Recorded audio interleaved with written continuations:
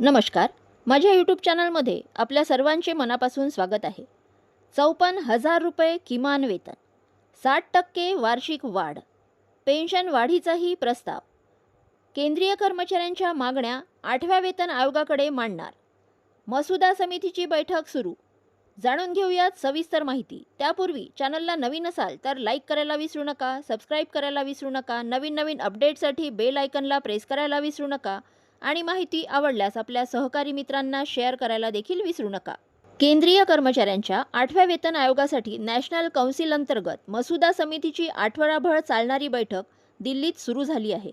या बैठकीत 1.2 कोटीहून अधिक केंद्रीय कर्मचारी आणि निवृत्तीधारकांच्या मागण्यांच्या एकत्रित निवेदनाला अंतिम स्वरूप दिले जाणार आहे. ते 8व्या वेतन आयोगासमोर सादर केले जाणार आहे.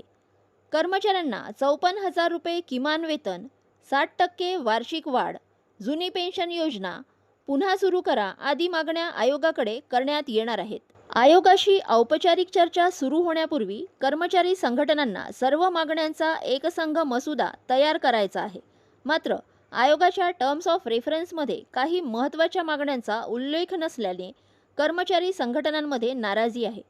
त्यामुळे नॅशनल कौन्सिलच्या सुरू झालेल्या बैठकीत त्या मागण्या ठामपणे मांडण्याची रणनीती आखली जात आहे. संघटनांच्या अंदाजानुसार प्रस्तावित वेतन लेवल 1 ते 5 सुमारे 54,000 ते 87,600 रुपये, लेवल 6 ते 12 1.08 लाख ते 2.44 लाख रुपये, लेवल 13 ते 15 3.61 लाख ते 5.74 लाख रुपये, लेवल 16 ते 18 6.57 लाख ते 8.12 लाख रुपये. 60% इन्क्रीमेंट करा. सध्या केंद्रीय कर्मचाऱ्यांना दरवर्षी 3% इन्क्रीमेंट मिळते. ते 60% करावे अशी कर्मचारी संघटनांची मागणी आहे. तर काही संघटनांनी किमान 5% वाढ सुचविली आहे.